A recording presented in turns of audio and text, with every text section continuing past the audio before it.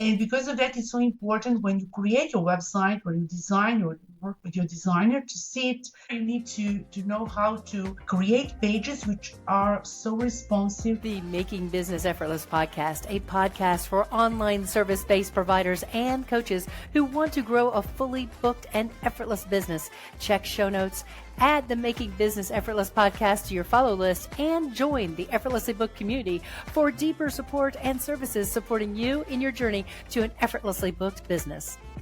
I am here with Kristina Milosevic. Is that how you say it? Milosevich. Milosevich. Is that right? Yes, that's right.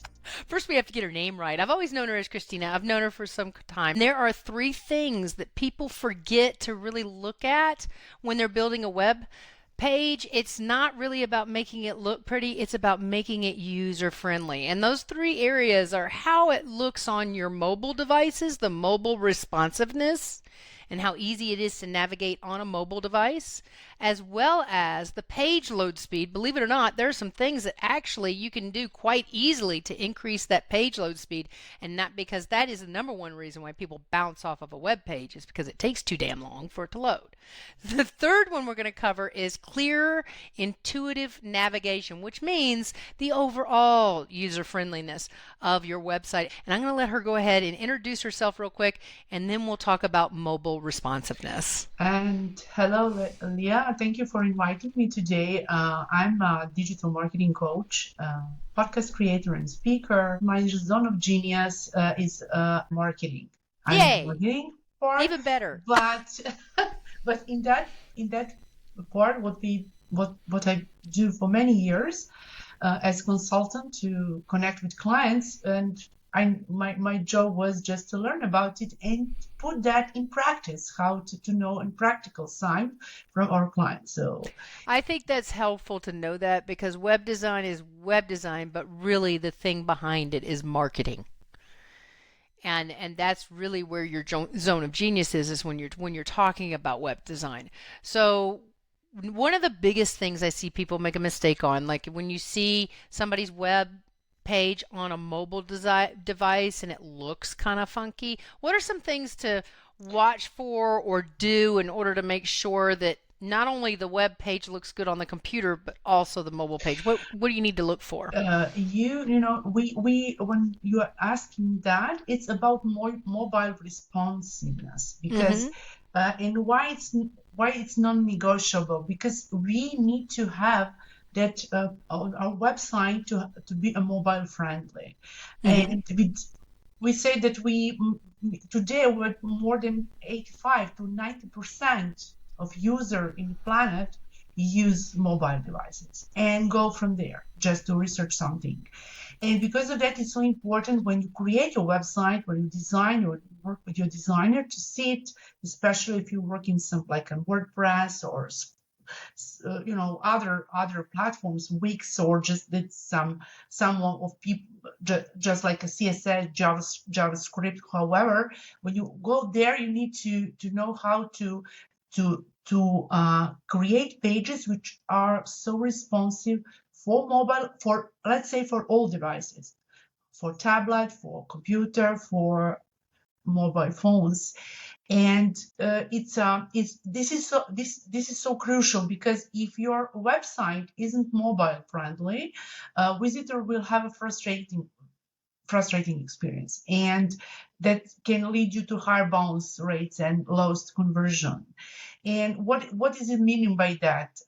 Your website should automatically adjust to different screen sizes, whether on a smartphone, tablet, or desktop.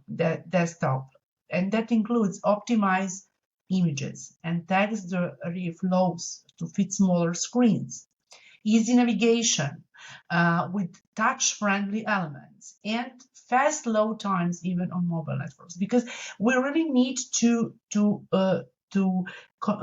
create that pages for all devices. And you want to go there. It's all those kind of, we need to optimize everything from content, from letters, and you can always see that how it looks like before you publish your website, before your website goes live.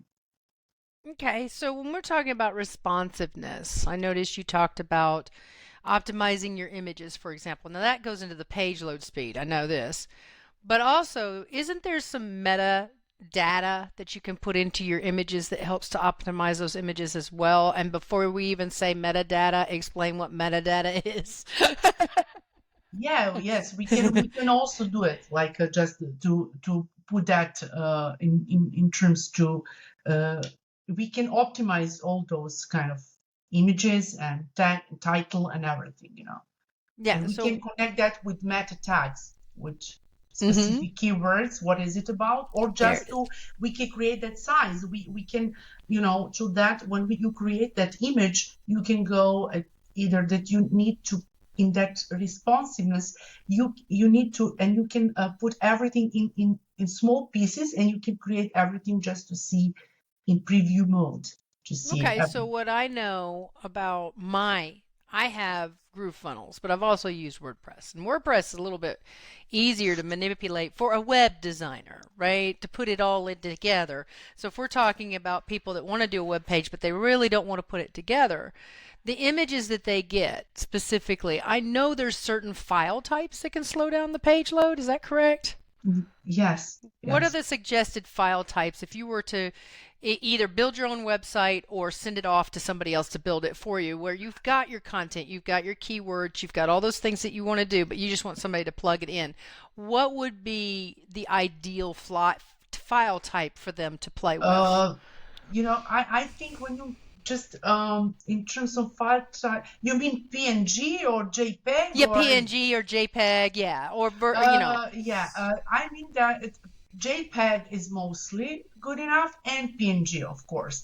And what is when you mention about images, it's very important pixels. What yes. is how I can say it like that you need to have full pixel image and very that you have right on That's like the them settings on when you just have for everybody your else out there. original Yeah. image took them because if you depends where do you go to take that images like whatever you want and you can see that full how I can say full resolution Hmm. just to be sometimes when I for example it's going to be 1000 multiple 1000 or depends and you can just create that you need to resize that image in terms to connect with your platform just to see Now, what is is the Canva format. something that's ideal for that resizing? Is Canva a good tool, or are there other better tools out there for Yeah, that kind of thing? there are better images too. You can also find there are many free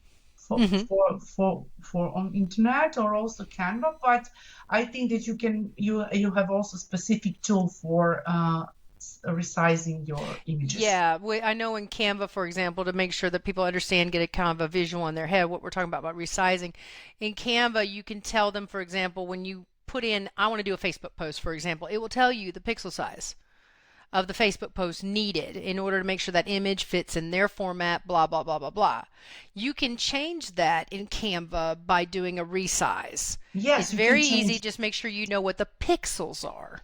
Yeah, this is so important because if you can change it, but depends of pixels and that, as I said before, if that's a resolution small, depends when you just you wanted to spread it or Mm-hmm. just want it to be a bigger picture or smaller, and depends on that. So, and what I noticed about Canva, for example, when you create video there, this is from my experience, not just Mm-hmm. for only for website and I think when you create some let's say video, I sometimes create no sound video like for announcement for my podcast and other things.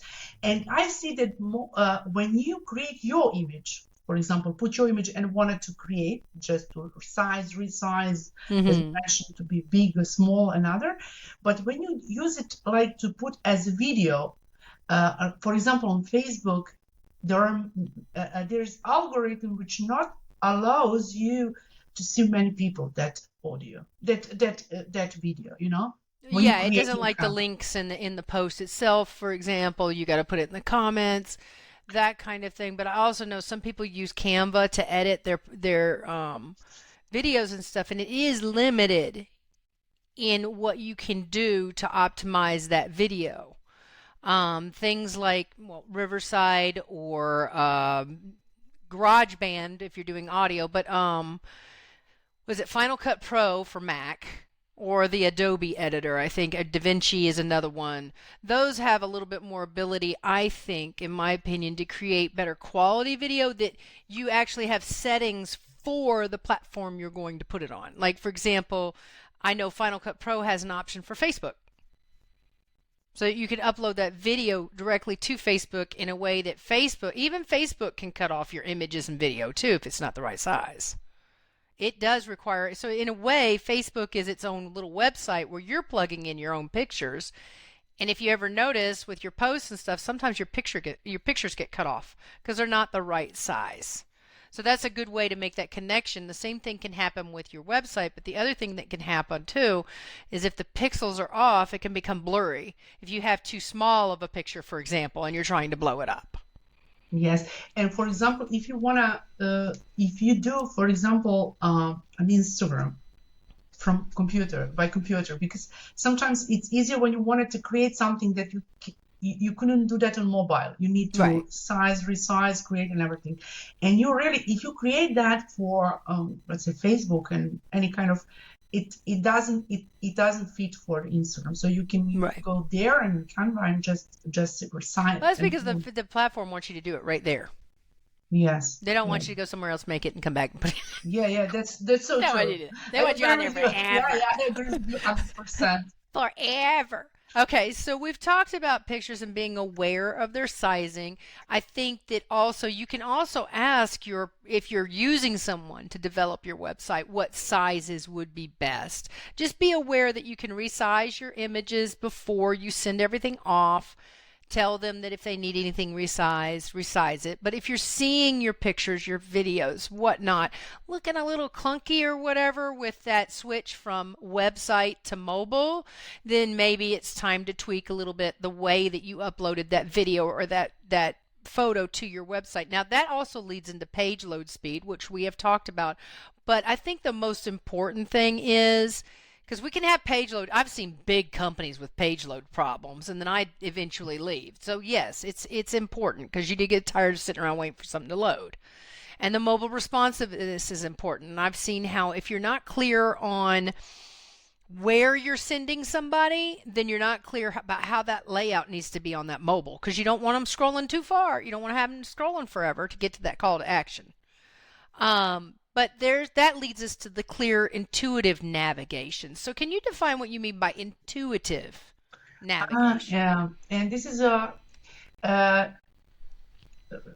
before you mentioned about page loading, it's when we go to the load time is under 3 seconds, just to say it. Yes, thank you. When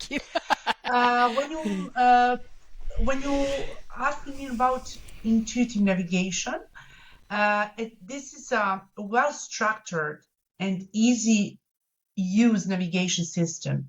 And this system is so critical for keeping users on your site that if visitors couldn't find what they wanted and what they are looking for quickly, they will leave your web page. They will leave your site. And clear navigation improves users' experience, UXP, and helps both end users and search engines to understand your site structure.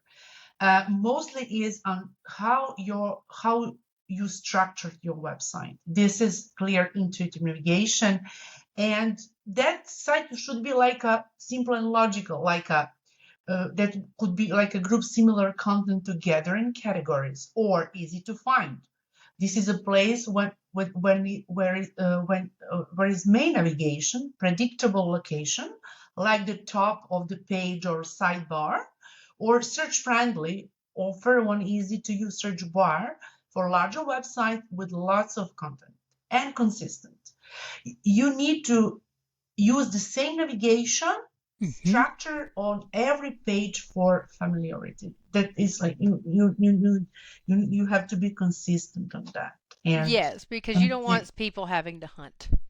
to get Yes. where they need to go on your Yes, and website. when they go, as we mentioned before, like they see like an image or links doesn't work, or on that page, or if you have some, and this is so it's so important to structure your website before Mhm. you go there I've been to to build it. websites where, like a picture didn't open, So but yeah, you're yet so there's the experienced. text that I need to know, and it says click here to find out blah. And it's like, cool, I found it. I'll just go. I don't care about the picture. I'll just go where I came here for something. I'm going there.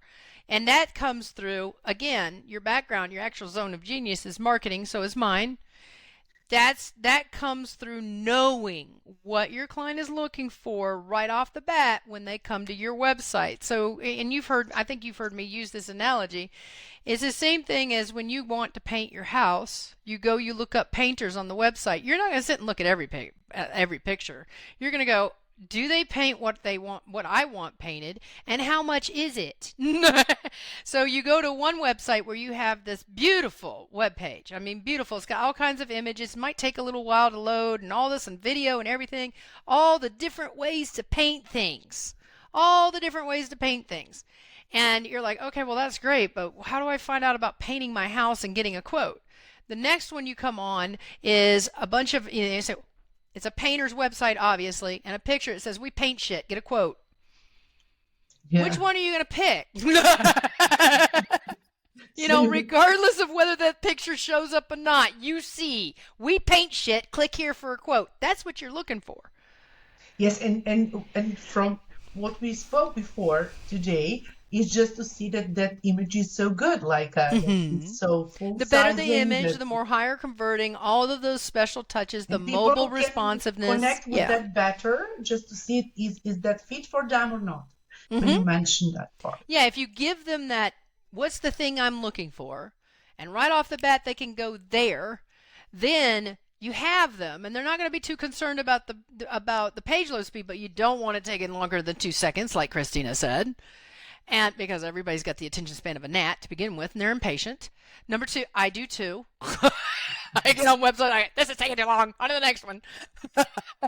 And that mobile responsiveness, I think, is important because that leads back to the clear navigation aspect. Making everything the same on every page. This means that one thing that everybody wants to know about when they come to your website is that one thing that needs to be front and center on every page. And then everything else is just candy for them, really, to be honest. It's just candy. What you're doing is you're addressing different people's way of buying on a website, but you have that one thing that they're there for. Amazon, you know what you're there for. You know what you're there for. And I know that's a product-based business, but if you're a service-based business, you don't need to have a website that looks like a product-based business, even if you're selling digital courses. So when you have something like that to think about and you're selling services or you're selling products, who do you specifically support, Kristina? You mean for Like my service-based people or product-based people? service-based people? Yeah. Yeah. So with service-based people, that goes back to the painters. I mean, they're literally click here if you want to quote. So it's click here if you want to learn more about my digital course. Whatever it is that you're promoting, you want to send them there. They don't, honestly, I don't think people really care about the about section. What do you think about that? About section is so important. I think it's important, but I don't think that every client wants to see it, right? I think that it's important because you have to be present online to have some kind of presentation. Well, One page. Just to read about there, when you go there and you see consultant, coach, whoever, who am I, who we are, and other right, things. but couldn't you do that through your content itself? Yes, but you need to have just that person to know about you a little bit. Just it doesn't matter to read all one page, 2 pages, depends how do you, in your Well, I think, description yeah, mode, I you talk about personally, I you. think it also depends on how you want your about section. Because personally, I think a quick blurb along with some value added Yeah. videos to show what it's like to work with you is like my about section. So the about section doesn't have to be a big long blog, is what I'm getting at. It Yes, can yes, be of course. sprinkled throughout your sales page, or you can have literally the about section, or you can have a quick little tiny about section for those that are specifically looking for that on your sales page, for When some example. go there and under 3 seconds and just hit, okay, just read it very quickly. And Yeah, and it's want to learn more, click here if you so desire to have more information. It depends on your business, I think, too. yes, I yes, of think it course. does. I think if you are somebody that's done for you service, you might have an about section that's a quick blurb on your sales page, but you can say, click here to see more of my work, which gives you more of your about section. Let your work speak for yourself kind of thing. There's many different ways to handle that piece. Some other aspects that are perhaps for service providers on the home page. Testimonials. What do you think? Yes, it's so important. Testimonials. Now, I know that recently here in the United States, they've been kind of hammering down on people that do the testimonials. So they want the proof. You know, you can't just say I made somebody X amount of dollars. You got to have the proof. So what about that situation where you have clientele who don't want their picture, don't want their name used? Mm, maybe you can do it, but I don't want to say like a word of mouth, but maybe I think that they will give something like some of peace about that they're Maybe a satisfied. quote, or you could Yeah, say and something like put it that. in your value added Try to stuff, be working a with real client A. testimony, a real testimonial, not just to say someone, Yeah. and would you like to be my testimonial? Because I think behind the scene, we need to be who we are in real life and Mm-hmm. also to present ourselves in terms that you are as a people when you go to talk about personal branding, people just wanted to connect with that person. Yeah. Sometimes there are people who wanted to see who is that person who I'm going to work with, and then Yeah. see what that See offer, what other people are saying about them. I think testimonials are very powerful.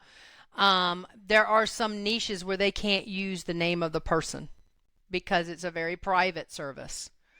But I think at the same time, that's where you get into a situation where you have somebody like lawyers and psychologists. They can't, Yeah, it you depends know. of industry. It doesn't Yeah, it matter. It depends doesn't on the mean that all industry. people will give that. Now, I Why? have heard of, and I am totally against this. You talked about the behind the scenes thing and being transparent. I'm 100% against telling people what to say in your testimonials. I have worked with and fired clients for making people say exactly what they want to hear about their services versus listening to what they have to say. A negative testimonial is actually far more powerful for you behind the scenes than anything else under the sun. So besides just getting the, don't just be like, I need to get a testimonial, get what they have to say. That's more important than just grabbing the testimonial. I mean, the testimonial increases your authority, blah, blah, blah, blah, blah. But I think that's more important than just getting the testimonial. And That's the this mindset around the is testimonial. mindset. And when you mention we need to hear from our clients how we solve their problem, their pain points, case studies, Well, that whatever and we how do. we can provide it better. Yes, You yes. know. But and we, as you said, maybe we don't need to do it like that. You wanted to. What do you want to hear from me as your client, Right. as testimony? I Right. have to say, just its example. Well, I might. Okay, go ahead. It's example that myself, I wanted to say exactly. Leah created for me such an amazing web page, or Something, well, tell them I would like for you to put some tangible aspects such as how many followers you got, or what what kind of, if you're willing to say it, what kind of income or how much time you gain back, whatever that problem is you're solving in your services. You need to create that tangible aspect, and sometimes people are very good hearted, they give great testimonials, but there's no tangible aspect because they're not really quite sure what you wanted in that testimonial.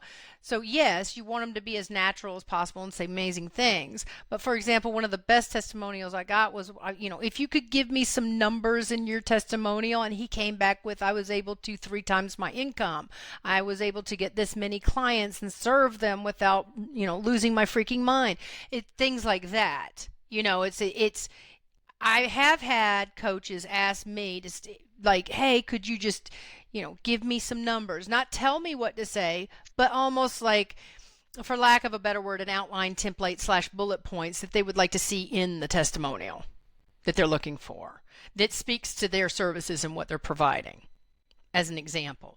So that's why it becomes very important to really understand what the hell it is you're selling in the first place, so that you can get those clear testimonials. Now, the next section of a web, now I'm speaking specifically to sales pages. I personally believe that a sales page should be your home page, but the way that I see a sales page is more of a value added page with a clear call to action. And that's why I'm talking about the about section versus having it off. You can have it off in the menu, don't get me wrong. About that's on all websites, we have an about section on the menu. But on your sales page, you need an about section, but it's not the big headliner. The big headliner is the value you add. Underneath that, we have that this is for you, this is not for you. Now, what about frequently asked questions? How many frequently asked questions do you think should be on a web page? I'm not. From my perspective, I'm not too much with just like with that questions, but let's say 5 to 10. This is you don't want to inundate them with too many. Yeah, right? not too many. I'm not because I think that we need something which is so approachable and very exact, just to be not. Well, wouldn't you think that the frequently asked questions would be more of what can I expect? Like, when I click this link, is this going to send me to the Calendly link? Do I schedule, or how do I send payment? Those kind of things, I think, in frequently asked questions are far more valuable than what are your services like? You can show that in your content. The other aspect is, what about the this is for you, this is not for you section? You know what I'm talking about? Where you say this is for you if you are, this is not for you if you are. I don't like it too much. Why not? That's interesting. Because sometimes when you put that some kind of, if you put something like a sentences and say, okay, this is for you if I think that if I see that for me, that page and that website that person that can solve my problem, I know exactly where I am and where I wanted to go as a client. Oh, I see what you're saying. You're saying if I'm already there on your website, you have done what you needed to do beforehand before I get there. Yes. To explain what your service is. Because I go to research it and I wanted to, let's say I wanted to buy today like a yellow shirt. And I see that the one of the best. So just maybe this is product based, but service based as well. But product based is usually easier to make that connection and analogies. And I see that is a fit and size and, for myself and everything. And I don't need that question. Yeah, see, now what you're talking about, and this is something that I cover in my free mini course, is basically understanding how you like to buy. Yeah. And you'll attract the same type of person that likes to buy like you. And I think I like this. I wanted to buy it, so I don't need to say if this one is it's a cotton. You're what's called the informed customer. Right? Before you come to somebody you're already weighing your options. You already know what you want. You're not going to sit there and wait for somebody to come to you. Yeah, but maybe when you mentioned that, excuse me for this, when you mentioned that, maybe that could be for something like for some courses, for some educational part. Yes. This is in the other aspect. Yeah, because you kind of, because I've worked with teachers online. And they do kind of have to say, hey, if you don't have these things in place, this course is not for you. Click here if you're at this space. Works. Yeah. In that case, it works. Yeah. I think also you can also reveal through your content whether or not that person is ready for your services. Like, for example, for me, I will do it. This is not for you because I am somebody who is looking for someone who has had certain things in place before they come to my services. The beginners are going to be looking for, those people in their first 1 to 5 years of business are going to be looking for step-by-step instructions for example. So you have to be clear about what's inside of those services that they're thinking about buying. But when you have something like mine that are more consultative and more for implementation, then you need to be clear about the things you need to have in place before you join in on this program. So both side works. Huh? Both side of that works, as we said. It depends on your business. Yes. 100% depends on your business. With that. Yeah. I think that there's a lot of ideas about what should be done, but I think these three things, we're going to recap for just a bit before we end this interview, which has been very informative, and I thank you for coming. But the three things that you're saying right now, the biggest takeaway from this is, if you're going to build your website, the three areas to really pay attention to are mobile responsiveness, making sure that that person can still navigate on a mobile, because let's face it, everybody's looking on their phone. Or iPad, and page load speed. You don't want it taking forever. Now, we can't control where somebody is and their ability to get to the internet, but we can control our images and their size, and the pixels is what you said specifically. And finally, the clear, intuitive navigation, which I think right there, that's a study in your client and what people are doing on the website to increase that effectiveness. Don't you think? Yeah, that's so true. And visitors need that. Just when we said, if I go that it's under 3 seconds, so I see this, I see that, so it works, and I can load it, and I can listing, just one by one, and people don't have time to go. Yeah, it's very basic, but it's also, but I think we get caught up so much in all the you should be doing. That's why I brought up the if you're not, the about section, and I played a little bit of devil's advocate with you, because what it really boils down to is you really need to understand how your services work and how your client needs to engage with them so that they make a solid investment in your services versus one where it's like, I think it's okay for me. And just don't forget to structure your website in terms of clear, intuitive navigation. This is so important. Okay, so now let's review the structure. You mean that's like either the sidebar across the top? Yes. Yeah, the navigational menu is what she's talking about. Put it in the same place. Sidebar, like pages, Yeah, the drop down, but they have it in the same spot every time. Every time you go to a website, you know where the search bar is. Yeah, and it's so important to be search friendly, as I mentioned. It's offer and easy to use for such a search bar for larger websites with a lot of content. Yeah, like Amazon.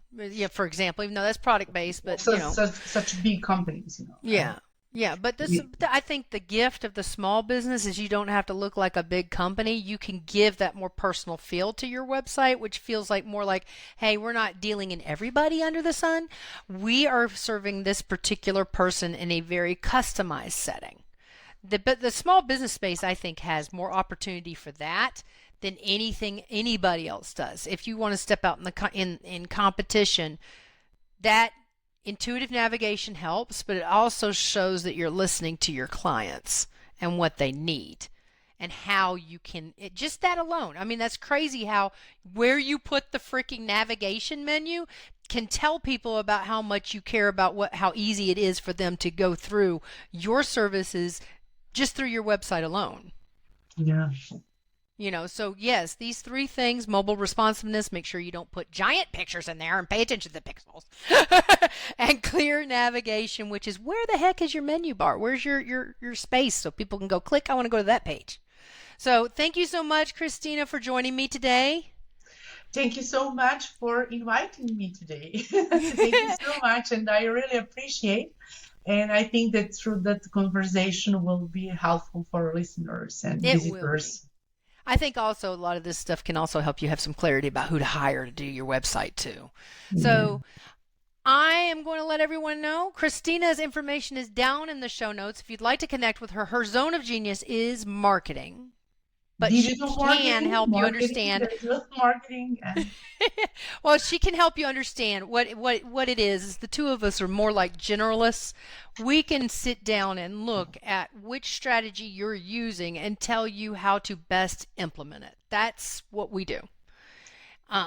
Right? Am I spot on there? Yeah, and I can help you how to build your online presence Mm-hmm. using strategies and tools to get more visibility That's and right. create for you and mapping out digital marketing plan, as we Mm-hmm. mentioned, and in between that, in how to structure your website. Yes, exactly. And that's what the two of us do. But at the same time, you want to work with somebody that you resonate with and you feel like you can work with that person. So that's why Kristina is here today, even though she's pretty much the same thing I am. But but she also serves a very specific client just as I do. So in order to make business effortless, everyone, continue to be you, continue to be present, continue to study what your passions are. Thank you so much for joining me today, and be sure to check out the show notes for more value and support.